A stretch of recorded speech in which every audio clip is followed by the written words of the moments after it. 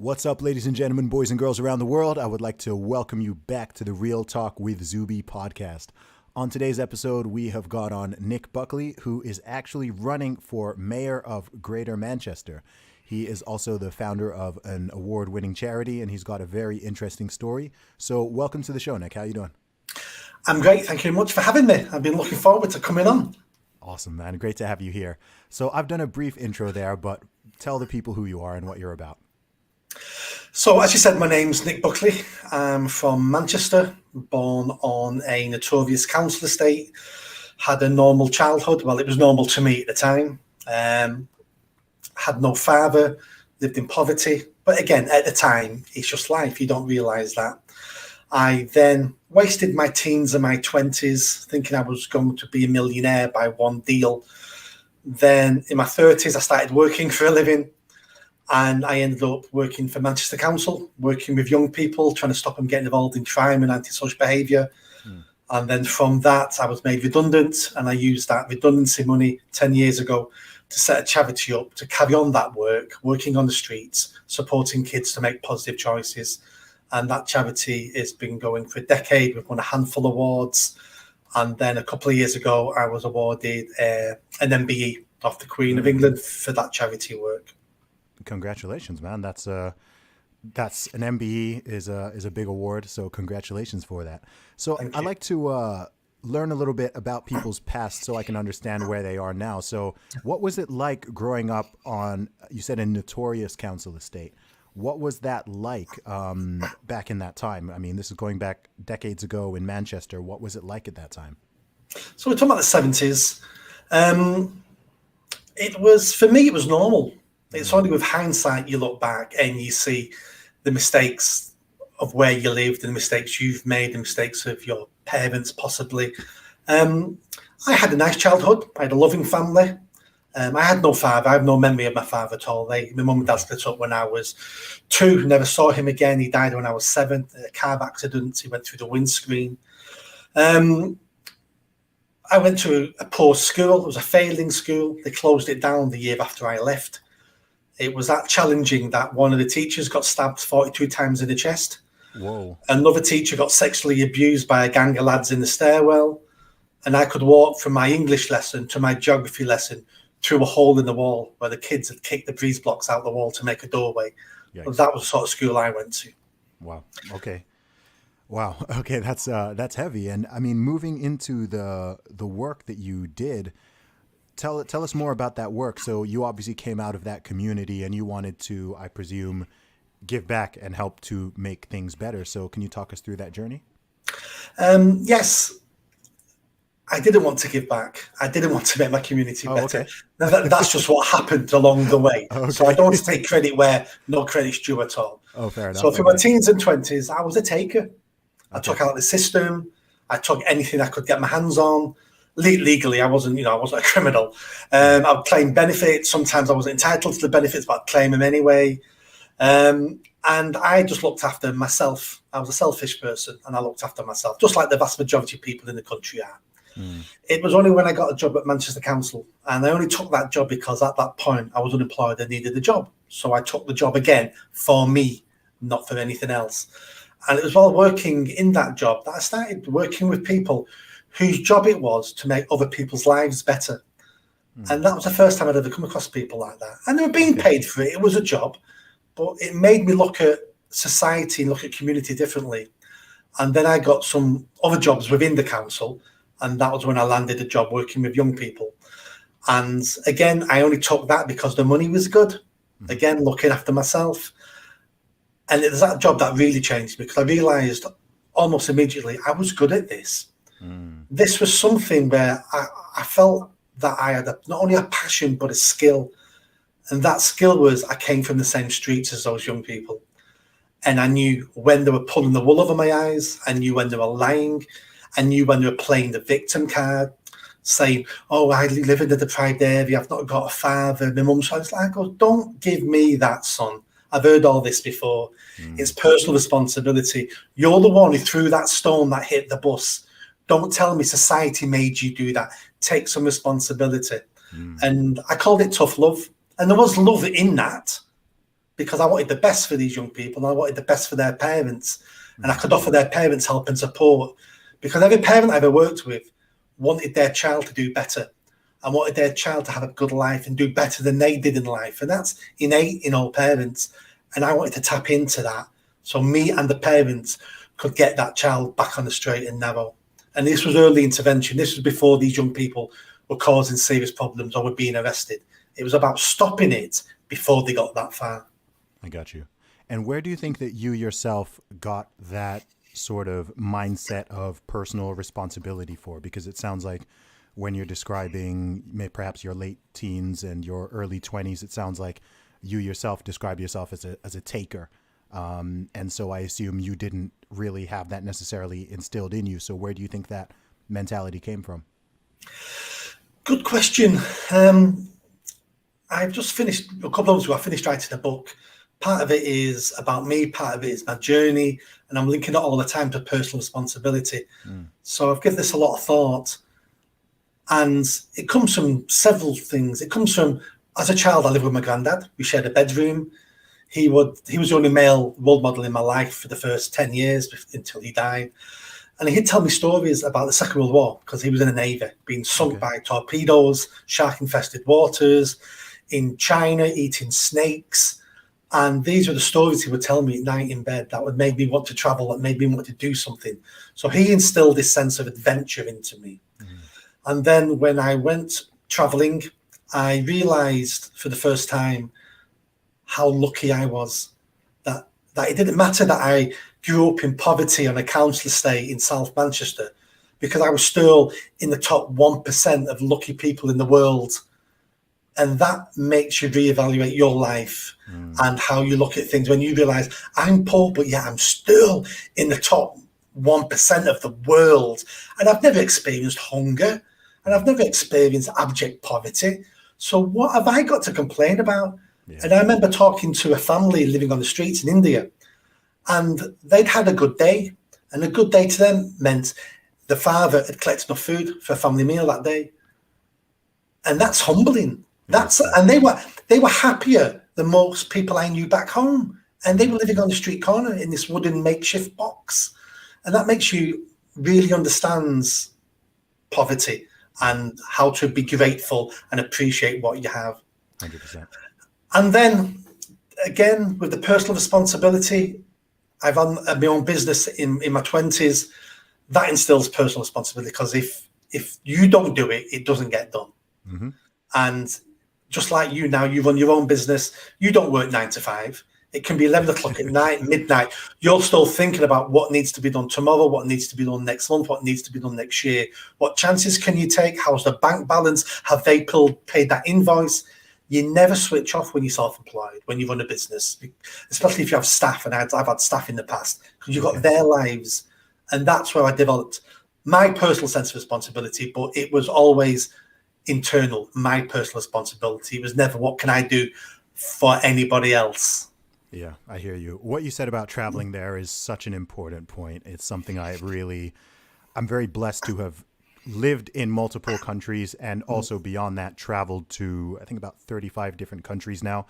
And even with a concept such as poverty is a very relative concept. So if you're talking about poverty in the UK versus poverty on a global level, it may as well be two different words, right? Yeah. We're talking totally different living standards and access to certain things, etc. So of course, I understand in any country, in any city, in any place, you're going to have a top 1% or 10% and a bottom 1% or 10% in terms of income, wealth, etc. And that looks really, really different in different countries. So someone who's in, say, the bottom 10% in the UK, like you said, on a global level, they're still likely in the top 10% globally. They're not going to be, risking dying of starvation or malnutrition, or, dying of certain diseases, or just not having access to even, basic things like plumbing, right? Having a toilet and running water, et cetera, electricity, things that we in the UK, you don't even think about, right? Someone could be in so-called poverty in the UK. They still have a 50-inch television. They've got satellite. They have broadband. They have all of this stuff, a car, sometimes in some cases, even two cars. Yeah. But, people are still considered poor there. But when you see other parts of the world, if you go to parts of Asia, Africa, South America, especially, etc., then you see, you get that perspective, and that perspective gives you the gratitude, I think, to understand, okay, maybe stuff isn't, wherever you're from, maybe stuff isn't perfect, but you're still very lucky, very fortunate, very blessed. And even if you don't have those things now, you've got the opportunity to rise up, right? You could come from a council estate, I don't know, single mother, single father, whatever the situation is in the UK, USA, countries like this, but there's upward mobility. So you can at least, it's not saying it's going to be easy for everybody, but you can see a pathway. Whereas in some places, unless you move, unless you emigrate or something, the ceiling's very, very low. No, absolutely. And I do understand when people get a bit angry in, Western world when they see somebody else with a lot more than they have, even though what they have is a lot more than the rest of the world. I understand that comparison. And to a certain extent, that's fine because you can work towards that. What it taught me was not to be envious of what other people have, because I know I have enough. I want more. Of course, I'm human. We always want more. But it made me realize and made me start appreciating what I had that wasn't materialistic. It was family. It was friends. It was my health. It was little things like, even when I was unemployed decades ago, I had something called the public library. And I was always taking books out and reading. Most countries in the world don't have libraries. And it's all these little things we take for granted in the UK that in the rest of the world don't exist, or they wish they had. And we need to acknowledge that and say thank you to the people who went before, who made this country and made our lives better today by the sacrifices and the fights they had generations ago. And we just need to look back sometimes and go, thank you for that. Why do you think that's so rare? Why do you think people don't do that more often? Take me as an example, selfish. Through my teens and 20s, pure, simple, selfish, looking out for myself. And it's a human trait. Yeah, it's interesting. Yeah, I feel like it's weird. I feel like we live in a time where it's almost trendy to be negative and to take the worst view and interpretation of everything. It's almost like there have been so many wins. I mean, if you look over the past 100 years, or the past century, the amount of progress that has happened in a country like on every front, that is something that should be acknowledged and celebrated, as far as I'm concerned. It doesn't mean that, it's very, very, we were just talking about before we jumped on this call, it's extremely important to be aware of history and to know of bad things that have happened and atrocities and things but with that, it's also being aware of the progress that has been made. And it seems like it's really, really trendy to criticize everything and want to tear down and dismantle and deconstruct everything and, erase everything, cancel everybody, even if they're already dead, etc., and not think, okay, hang on, what led to the prosperity we have now? And what are some of the good things? What are the positives that we can take away from these people in the past? But it seems like that's not a very popular view these days. No, and it's because we keep comparing today with utopia. Instead, we should be comparing today with yesterday or a decade ago or 50 years ago, because we've come such a long way. My uncles, so the brothers of my dead father, have told me many stories about when I was a baby in his arms, and he was an Irish immigrant, came over here with nothing, with a shovel and a pickaxe to build the roads, and he couldn't get accommodation because he was Irish.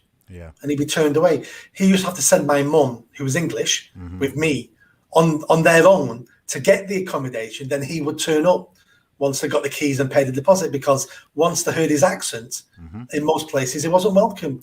And we look at that, so compared to now, and we look at I read a book a couple of months ago, you may have already read it. George Orwell wrote to Wigan Pier.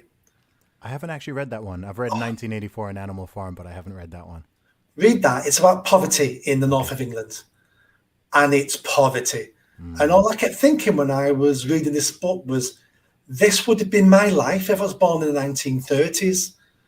This would have been me. Yep. I don't think I'm strong enough to have done that work because we're a weaker breed now than we were, 100 years ago. Yeah. Now that was hard, back-breaking work surrounded by poverty and malnutrition. I haven't read the book, but is that the one where he talks about people having to like crawl in these tunnels? In the miners, yeah. I've read an excerpt from it because I know a little bit about it, but I don't think I've read the whole book. It's well worth reading. Okay. And what I like about it is at some point he says, I'm paraphrasing now, this isn't word for word what he says, but he says something along the lines of, the English like the idea of socialism. They just can't stand socialists. And I read that and went, that is so apt. That's just like today. We all want a fairer society, but we can't stand the idiots, the woke idiots who are banging on about how unfair life is in their mansions, on their iPhones, driving BMWs. Mm-hmm. It's really interesting, that story you said actually about your dad with the accommodation, because in fact, the same thing happened to my father when he came to the UK. And he's a medical doctor, and he had the same thing. I do need to get my dad on this podcast because he has infinite stories. But it's interesting you said that your dad faced that as an Irish immigrant because, again, with some of these issues, because, again, we live in this time where everything is racialized, right? Everything is just, race, white. It's people literally talk like it's black and white. And so people, again, they forget to acknowledge that these type of discrimination and prejudice and, xenophobia, racism, whatever it is, it can run in different ways, right? So now people would never even, I don't know, like Irish have kind of just been brought into the, I guess, terminology of what people now would call white, but it's like, okay, that wasn't always the case. And even if you go to a black majority country where you have different ethnic groups and tribes, et cetera, there's still discrimination and biases and things like that. And again, I think when people have this very sort of limited Western worldview, they just see it as it's just black and white, it's just skin color. And it's like, no, it's tribalism, which can be based on skin color, but it can also be based on all these other things. And it seems like it's just something about human nature, and just foolishness and stupidity, really, more than it is as something that's just about, okay, it's just the skin color and that's it. It is. It's tribalism, and it's also genetic. We're programmed to promote our own tribe because our genes are shared within that tribe, and it's about promoting and pushing our genes forward into history. So it is a human trait. That doesn't mean we can't overcome it because, we've made great advances and we are overcoming it. And most people have fully overcome it. So even though it's a human trait, it's not set in stone. No. And we see it all over. We see it in football matches. That's tribalism when you have, football hooliganism. You look at Northern Ireland. Yep. There's no genetic differences between people in Northern Ireland. And they spent decades killing each other. I have family there. My stepdad is from there. I've had holidays in Northern Ireland in different parts. I understand that issue there. And it all comes down to tribalism, us and them. And I'm on the side of us. Yeah. Yeah. And it's extra interesting in Northern Ireland because, again, you're talking about, if you're talking about the violence between Protestants and Catholics, there are still all Christians. Not only are you all Irish, you're actually the same, you're just different denominations of the same religion. And then even if you look at things like Islamic terrorism, who are the majority of victims? It's other Muslims, it's other followers of Islam. It's just different denominations. I mean, it's a bizarre thing, man. I always say human beings are both the best and the worst thing in the world. There's so much love and generosity and kindness and meaning and family and all these wonderful things. But then it's also just like, gosh, what is wrong with people? You look at history, even you look at the now, and you're just like, why do people do some of these things? But I'm really curious to learn more about about this charity work that you've done. So you actually founded a charity, is that correct? Yes, so a decade ago. Okay. And what was that about? Tell us about it. So I took redundancy from the council and I used that money in my savings and I ploughed it into a charity. And what I wanted to do was hire youth workers to work on the streets in the evenings, at weekends, in the parks, outside shops, on the street corners, and go to where the young people are and build up relationships and offer them advice and guidance. So rather than waiting for young people to either make a mistake and then get in the system to get help and support, or to walk into a youth club and ask for help and support, which they won't do, why don't we take services out to young people? Why aren't we customer focused? Why do we expect young people just to accept what we're willing to give them? No, let's go to them and let's give them a quality service. So we go to the areas that are having problems with, youth crime, antisocial behaviour. We go to the spots where either young people are involved in negative behaviour, or they may be involved in risky behaviour, and we build up a relationship. It may take months to build up a relationship sometimes, but we build up a relationship, and then we can have frank conversations, and we talk about things like employment. We can get them jobs if they're over 16. If they're in relationships, we talk about what a positive relationship looks like, what safe sex looks like, and why you need to practice safe sex. We can do training on a phallic symbol about how to put condoms on, because you need to know for when you need to use one. Yeah. We have conversations around drugs and alcohol. We break down some of the myths, and then we give them the right information. And it's not as simple as saying, don't do drugs. We all know don't do drugs, but I'm going to do them anyway. But if you're going to do it anyway, that'll show you how to be as safe as you possibly can. And then if we come across like girls drinking in the park, it's like, we know you're going to carry on drinking, but we say to them, you all need to stay together. She's drunk now. You're all responsible for her because she's drunk. Do not leave her on her own. Gotcha. And it's about that advice and guidance. And we just try to do what we can to give these young people some positive options. Awesome. And how long were you working at that charity for? You said you started it, over a decade ago? It's been 10 years this year. So yeah. Okay. Awesome. And I think I first heard about you when, so you had an incident last year where, to use the modern day parlance, you got canceled essentially. Yep. You came under a lot of criticism and scrutiny. What happened? So it was summer last year. George Floyd had died. We had some protests in the UK for Black Lives Matter. And I'd not really heard of that organisation before. I think the first time I'd have heard of it was seeing you on Twitter. Okay. So I blame you. I blame you for everything, Zuby. I blame you. Fair enough. I'll take it. Scapegoat. I googled Black Lives Matter to find out I just thought it was an anti-racist organisation. Yeah. So I googled it, read their website, read their aims, their objectives, and thought to myself, this has got nothing to do with being anti-racist.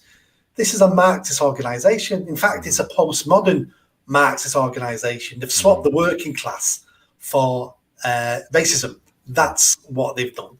And they want to dismantle the nuclear family. They want to overthrow capitalism. They want to defund the police. And I'm reading this going, this is crazy. Does anybody know any of this?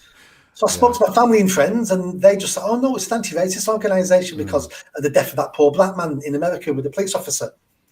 And I said, no, it's not. So I decided to write a blog, and I wrote several blogs before. So I wrote a 700-word blog explaining what I'd found out, and then ending with, and if we really want to improve the lives of black people in the UK, this is what I would suggest. So I talked about knife crime, genital mutilation, and I ended it with, and why don't we build some houses? Because because where are all these people going to live? And building houses will improve everyone's life, everyone's children's lives. So I published that on LinkedIn, and it got some comments, and it was all fine. And then someone cut and pasted the link onto Twitter, and Twitter's mental, and Twitter did what it always does. So there was a big outcry on Twitter. I got called a racist and a Nazi. Oh, wow. I had one woman she messaged me on Twitter saying, I take on board all your charity work you've done, but you're still a Nazi. I just think you're a compassionate Nazi.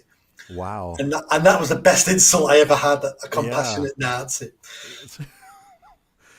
Wow. Okay, and then what? So then someone set up a petition to have me fired. That got 450 signatures. The board of my charity, who I appointed, panicked. Did you say 450? 450 signatures. That's not even a lot, but yeah, carry on. That's nothing. But at the time, it felt like the world. Yeah, I'm a bit flippant about the incident now, but believe me, at the time, the pressure, the stress, my board panicked. They didn't believe any of it, but they wanted all this to go away. So they sacked me over email. Wow. And then I decided, no, I'm not having this. So I mounted a fight back. I then went to the press, got quite a lot of press actually, especially with the Mail on Sunday. The Free Speech Union came to my rescue as well. We got a solicitor on board. The online mob all disappeared. Once I got national press, every single one of them disappeared. Not one more person ever criticised me again on social media. We shut them all up. Yeah, they were just bullies. Yeah. Once they realised my gang was now bigger than their gang, they just all walked away and went, do you know what? I'm scared now to have this fight. There'll be someone weak around the corner. Let's go pick on them. That's exactly what they did. Yep. And then we looked at the board of my charity and I threatened them with legal action for breach of contract, and they resigned within 18 hours. So they were cowards as well. 18 hours. That's how much they stuck up for the charity. It took them 18 hours. Wow, that's quite an experience. I mean, what was it like when you were going through it? I mean, like you said, you can talk about it, flippantly now, but it must have been intense. It must have been a lot. Oh, horrendous. Yeah. And at this time, I just had the birth of my first grandchild. Okay. And that was really upsetting that I wasn't there for my grandchild. I was stressed. We're bonding now, but it really damaged my relationship with my newborn grandchild. That was the biggest downside to what happened. The pressure, the stress, the amount of people who would phone me or email me to say, Nick, this is appalling. I agree with you. Everything you said's fine, but I can't say any of it online or publicly because I'm worried about my job. And it was like, fair enough. You've got a mortgage and a family. I don't want you to die on your sword for me. Yeah. It was a learning curve, and it's changed my life. It's made me reevaluate what I'm doing and where I'm going, and I have made quite a lot of changes because of it all. Gotcha. Where was most of the criticism coming from? Twitter. Okay. I mean, in sort of, was this mainly UK-based people? Did it hit the sort of US crowd on Twitter? No. Oh, okay, just UK. Okay. It was mainly UK, and a lot of it was focused around Greater Manchester. Because I've actually got a list of all the 450 people who signed the petition. Because after I was fired, the person who set the petition up sent the list of names, they printed that out off change.org and sent it to the board to say, you made the right decision, and this is a list of the names. So when I came back into post, it was in my email box. Oh, wow. I looked through it, and some of the names upset me. It was like, there was one person who I spent hours with trying to get them a job. I then offered them a place on my board several years ago because I needed more experience. Okay. So he was on my board of my charity. There was another couple of people who were the adult children of a member of staff of mine. And what was upsetting there was, I found the list 8 months after I came back. Okay. But when I came back, because of the damage to the charity, I had to make some members of staff redundant. And their mum was made redundant. So her children wanting me fired. I see. Led to their mum being made redundant because of the damage to the charity where she worked, which is quite ironic. Yeah, it is. I mean, what were the charges being levied at you? The usual stuff, I guess, just you're racist, or? Not so much that, because some people said that. Okay. But I think the biggest accusation was writing while white. Oh, because as a white man, I'm not allowed to write about black issues. And that was the main accusation. Who am I to comment on this issue about black people? Who am I to put forward what we should be working on to improve the lives of black people? Who am I as a white man to have any say on this matter? That was the main accusation. Interesting. As if as if no white person has ever done that one before.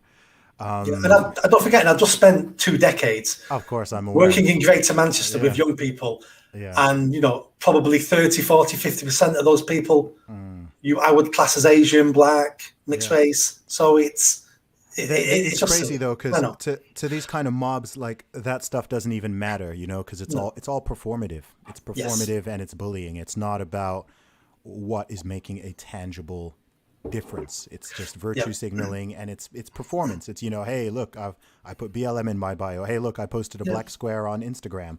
hey, look, I held up this sign or whatever. It's performative. It's not, okay, what are real world tangible things that are going to make this difference, right? The statement, you know, I mean, Black Lives Matter has to be the most intelligently and sneakily brilliantly named organization ever conceived, because they nailed it with that one, because any criticism of their organization is met with, oh, so you disagree with the statement, right? And Yes. you know, that's obviously was done intentionally.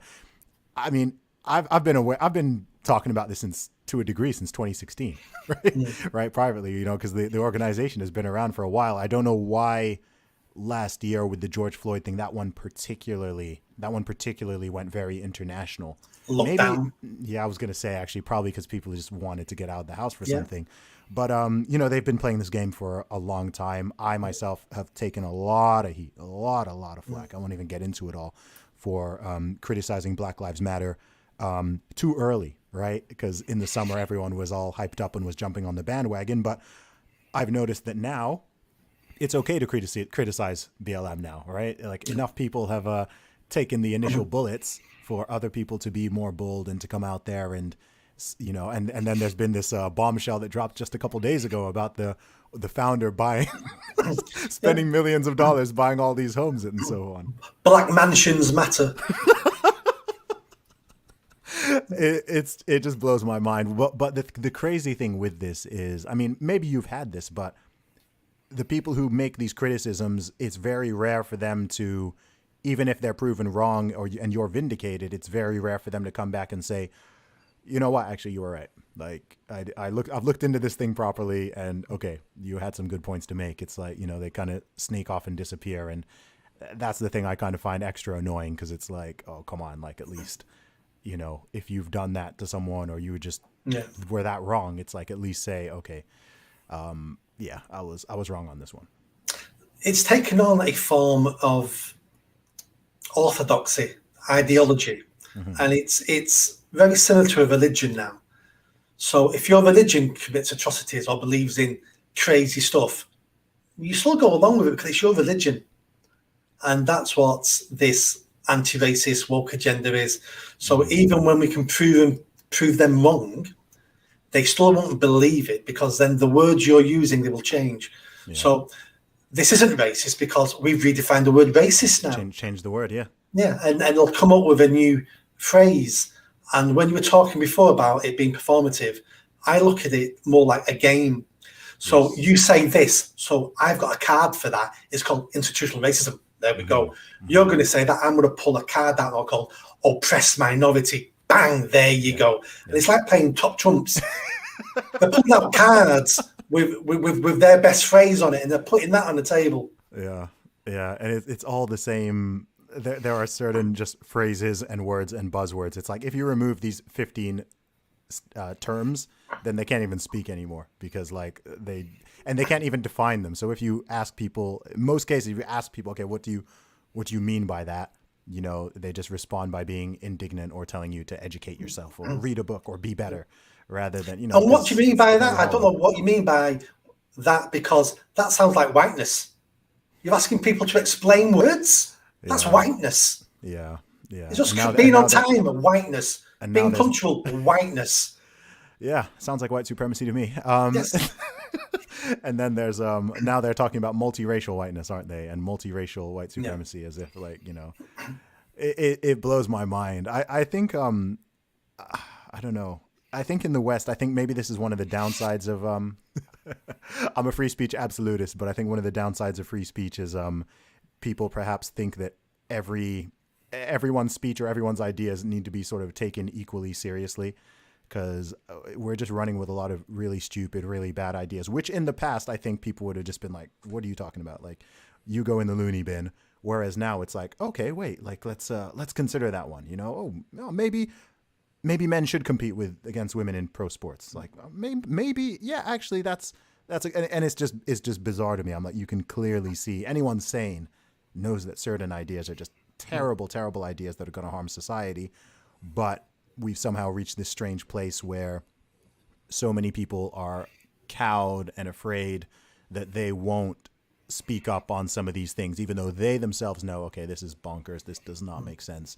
You're saying that the sky is yellow when I can clearly see that it's blue, but I don't want to be the first person to say that the sky is actually blue, because then I'll get the mob on me. And as you've alluded to, and as I try to tell people, the mobs are not that scary. These online mobs are cowards. It's even why they attack. It's why they attack in packs. And if you stand your ground, they will disappear very, very quickly. They'll go away. You know, they'll hunt for 48 hours. And then if you don't give in and you don't do the weird fake apology or whatever, they'll go away and they'll find someone else to bother. Because as you said, it's a game. It's like head hunting, right? They just want to get you. Hey, we got this one, another scalp, and that's what it is. How you take anyone seriously online who doesn't give you their real name and calls himself Patman82? How can you be a sensible person and take that person's views sensibly when they're called Patman82?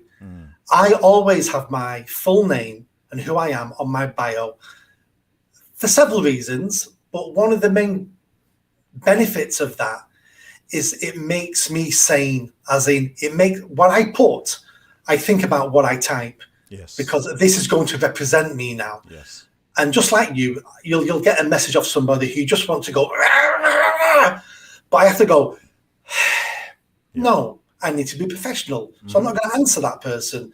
But when you're Patman82, you can say whatever the hell you want to say, and it makes you brave behind that keyboard. So I advise everybody, don't be a coward. Put your full name on your bio and stand by the words you say, and that will make you a real person. I'm with you on that, man, 100%. So I want to talk about you you're currently running for mayor. So tell us a little bit about that. Yeah, so the election's the 6th of May, and in Greater Manchester, which is, for your viewers, it's a large region in the north of England, and we have a mayor who looks after that region. There's quite a lot of powers, looks after many things, transport, the police, lots of other things there. And his term is up, and there's about 9 people standing, and I decided to put myself forward for 2 main reasons, really. The first reason is, in Manchester, we've got a serious problem with rough sleeping, people sleeping on the streets and dying on the streets. And this problem only started 10 years ago. Up to that point, we really didn't have a problem in the UK. You know, we're quite lucky. We've got a social benefit system here.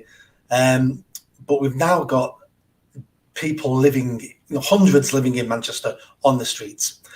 And I've had enough. I've had enough of walking past these people. And I've run homeless projects. I've worked on the streets for these people, getting them into accommodation, getting them into employment. It can be done. It takes political will and determination. It's not even an issue of money. We're spending hundreds of millions on this and achieving nothing. So I want to end that. And because every politician says this and promises to end it and never seems to, I've put my neck on the chopping block. I'll end this within a year, or I'll resign. Because it's about time we have some politicians who put some meat on the bones and says, this is a promise and this is what will happen. And if I don't resign at the end of the year, I want people to play all these clips back to me and say to me, you're being corrupted, Nick. You're doing what you said you were going to fight against. You need to resign. And hopefully I will resign, but I think I'll fix it. Okay. And then the second point I wanted to stand on was Greater Manchester Police. So we've got a dedicated police force for this area. And it's been judged by the government for the last 4 years as failing. And then in December just gone, it was put into special measures, which means it's failing that badly. The government are having to step in now to help run it. And it's, what have we done here? How have we run our police force into the ground over 4 years when we've had a mayor overseeing it all? So the chief constable, who's the top police officer in the force, walked away and retired. Okay. So we allowed him to retire. If you worked anywhere else in the world and you ran your organisation into the ground, you'd be sacked. You let him resign on full benefits and just walk away. And then the mayor, who's ultimately responsible, has washed his hands of the whole thing and went, not my fault. Even though I'm in charge, not my fault. So I want to save Greater Manchester Police. It's becoming too woke. Okay. We're looking at too much, we're policing the internet too much instead of the streets. I want to get back to basics. I want to increase public confidence in the police, and I want the police to catch criminals. We've got knife crime, we've got people dying on the streets in Greater Manchester. Let's tackle that instead of tackling some of the other issues. I like that. I think that's very realistic and pragmatic. And I like that it's two main points, because when politicians of any stripe promise everything, promise the world, then I become more skeptical, right? Because it's like, well, you're not going to be able to do all of that. So why not take 2 or 3 and really work on it? With the homelessness issue, that's something that really intrigues me. Number one, what do you think it was that caused, you said it in the past 10 years, it became a much bigger issue. What was it that happened 10 years ago that led to that? So 10 years ago, we entered a period of austerity where the government cut all the budgets, hence why I was made redundant. Gotcha. So we came out of the 2008 crash and cuts started coming, and governments and councils, not the council's fault because they get their money from central government, and Manchester Council has had 55% of its budget cut over the last 10 years. So these are huge cuts. So they had to make some real difficult choices. So a lot of the funding to the small charities who'd be working with vulnerable people all got cut. Some of the services from drug addiction, mental health got cut. Some of the homeless services got cut. And people went bang, bang, bang, bang, and some people found themselves on the streets. Gotcha. And then at the same time, we then had cuts to the police. So people who would be begging all day in Manchester City Centre, we then allowed them to beg all day to buy drugs, which then compounded their mental health issues, which made them then stay on the streets even longer. And it was like a perfect storm. And that's how 10 years ago we developed this huge problem in Greater Manchester. Interesting. I used to go to Manchester quite a lot to sell my CDs in the city centre there, so I'm very, very familiar with Manchester city centre.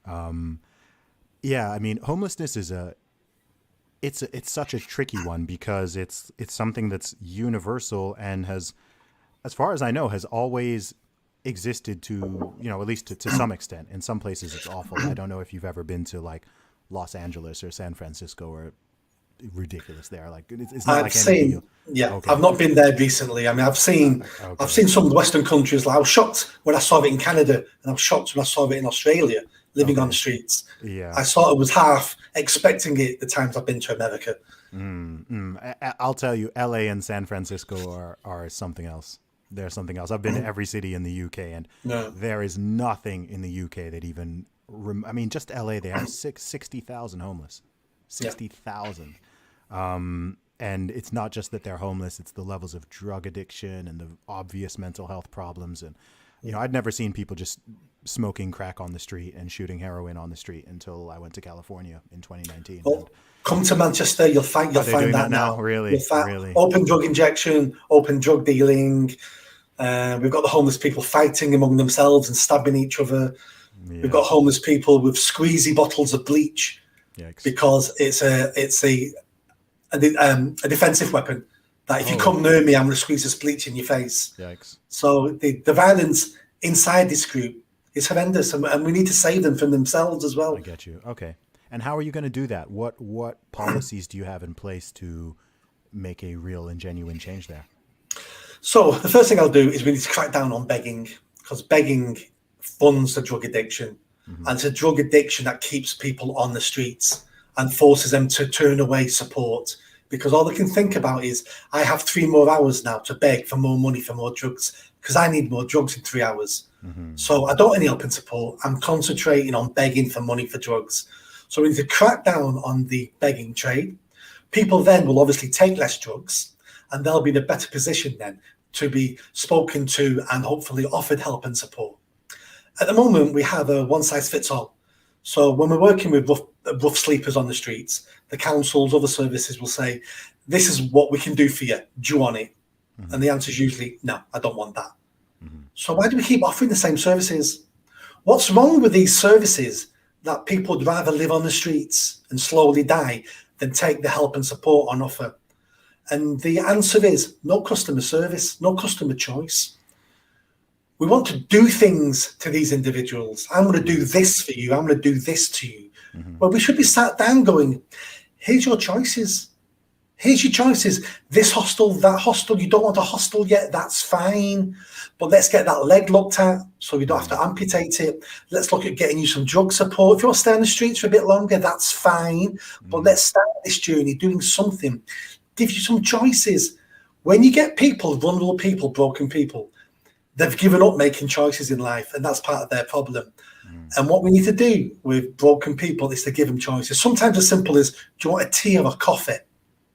It's your drink. You need to decide. And the more they make, and it sounds a bit silly, but the more they make some of these choices, the more they realize, I'm a person. I'm human. And the choices I make affect my life. So therefore, maybe I should make some better choices and think ahead. And this is a slow process. And then some of the hostels we can get people into, some you'd never want to sleep in yourself because, you know, they're dangerous. You're going to get robbed if, you know, the violent, strong people dominate.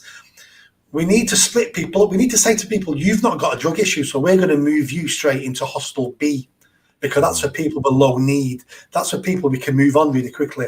You need to go to hostel A because it's a lot smaller. There's only 4 beds there. We've got a drugs worker there all the time. And this isn't rocket science. The people who are running the services at the moment in Greater Manchester, the people who have been running them for decades, so they haven't solved it, but we keep asking the same people to keep solving the same problem by doing the same things. And that's madness. They keep getting the same results. Do you think that's perhaps because there's a perverse incentive there, perhaps not to solve the problem? I think that can often be an issue with some public services or certain jobs, right? Where actually if you solve the problem, then you're out of work. There's like a weird incentive there. It's a bit like a personal trainer who doesn't really want their client to lose weight or learn how to do those exercises properly because then they could be out of a job. Yeah, a bit like a race hustler. He doesn't want to admit that. I was actually going to use that example, but I was like, you know what? Let me use one that's a little less, a little less on the nose. I agree, and the charity sector needs looking at. So, and rough sleeping in Greater Manchester is a multi-million-pound business. So some people have got a vested interest. I've not got to a stage yet where I would say they're not trying to solve the problem. I've never met anybody yet like that, so I don't want to go that far down down that road. But it is an industry. But again, with charities, what I would like to see with charities, but this will have to be a national thing in the UK, is we have charities. You set a charity up and you state what your aims are, and then you're held accountable to your aims. That my charity will work with young people to help them make positive choices. A charity should also state when they've achieved their goal, and then they should close down. So what we have with charities is mission creep. So do you know what? Child poverty isn't child poverty anymore in the UK. So what we'll do is we'll change the definition of what child poverty is so we can keep going. And now we're going to look at this, and we just keep pushing and pushing because we're a multi-million-pound organisation. Yeah. I've got a golden-plated pension, and I don't want to close this charity down. So let's just keep saying we've got issues. Charities need to state when they've achieved their goal, and they need to close down, and then start a new charity up with a new goal. And that's what we need to do. That's a fantastic point. That's not something I've ever considered before, but that's a brilliant point because, yeah, there's so much scope creep in these things. And as we know, with any organization, whether it's a company or let alone a government or an NGO, whatever, they always tend towards growth, right? Just growing and entering this and entering that. And after a while, I'm like, wait, what is your purpose? Like, what are you doing? It's a bit like when I'm seeing these, it's a whole other issue, but with some of the police, when they're starting to, like, why are police like putting rainbow flags and transgender flags on their cars and going to like, I'm like, you're the police. Like, what are the stabbings down to zero? No, then stop, absolutely. Right? Yeah, you're there policing tweets and harassing people for Facebook posts or I'm like, wait, hang on. Are the murders, rapes, assaults, robberies, are these things down to zero? If they are, then cool. We don't need police anymore. I'll support. I'm with you. Defund the police. But if not, then please stop with this nonsense and get back out there and solve the problems that actually need to be solved. Like all this virtue signaling and nonsense. It's like, nobody wants this. Nobody asked for this. Nobody wanted it. Just stop, you know? It goes beyond that, especially for the UK police, the Greater Manchester Police. For me, it's what's the word I'm looking for? It's a lack of professionalism. So we'll have police officers dressed up as rainbows for the Pride parades. Now, police officers should be at the Pride parade to maintain law and order. To police. They should be there. Yeah. They shouldn't be there to take part of the parade and be entertainment, because that's not what we're paying for. And it's crazy. The amount of police officers I see who don't even shave. And it's like, you're a public servant. I expect you to shave. Tattoos halfway up the neck and the face. And you're a police officer. It's like, no, we need to professionalise the service. And my biggest pet hate is police officers who call members of the public love and mate. It's like, excuse me, he's sir and she's madam. No matter what your engagement is. I don't want you to be their friends. I want you to offer professional service, because if you don't, they then presume this is personal, that your interaction is personal. And if they have a bad experience, it's because it was personal. It should be, I don't care who you are. I don't care what you believe. All I'm going to do is enforce the law. Yeah, that's my job. And then you see police officers on these TV programs, the fly on the wall documentaries where they're arresting somebody and they're rolling around in the mud, putting handcuffs on somebody. And they're shouting, "Stop struggling, you muppet." It's like, you don't have to abuse. I know you're fighting with the person, and you should be fighting with them, and you should be putting. I agree with all that, but even at that point, you should be shouting, "Stop struggling, sir," because you're a public servant, and we've got away from all this. The police need professionalising now in our country, and if I become mayor, day one. I hear that. I mean, man, I mean, the police some of the police in the USA are I mean, they're effing and they're just swearing at people, and because I'm just like, dude, like, I'm gonna effing shoot you. I'm like, this isn't just unprofessional. This is like some militarization of, I guess everything has its pros and cons, but you see some videos. I mean, I've seen bad videos from the UK, but certainly. Again, you've said the crucial word, video. Yeah. Everybody has a video phone. What you may have got away with 10, 20 years ago, it's over. Yeah. Everyone's got a video phone. So I like the public recording the police. It's the police should never be scared of the public recording them, because you shouldn't be doing anything wrong. That's true. And have you noticed, since we've got video phones, there's no more UFO sightings? Well, UFO sightings. I also noticed last year that I think the Pentagon pretty much like borderline admitted that they have like evidence. They have genuine evidence of UFOs, but there was so much other stuff going on, and everyone was so obsessed with Trump and the virus and whatever that they sort of glossed over that. And I was like, wait, hang on, like aliens, like can we talk about the aliens? But people's attention is a funny thing. So what is, I was going to say what is next for you, but I already know you're running for mayor.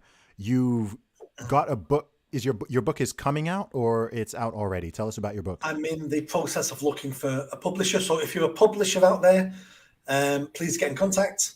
We're approaching publishers at the moment, but we've not got a deal yet. Okay. It's called Lessons in Courage, A Journey into Personal Responsibility. So it starts off about me and my life, about how I've got to where I am, what happened to me in the summer, and how I fought back, and how I had the courage and the skills to fight back. And I can relate all of that back to past experiences. So growing up as a child in school and stuttering, all the way through school, I stuttered when I tried to talk out loud in class. So you can imagine the stick I got. And that toughened me up. Yeah. Living on that tough council estate toughened me up.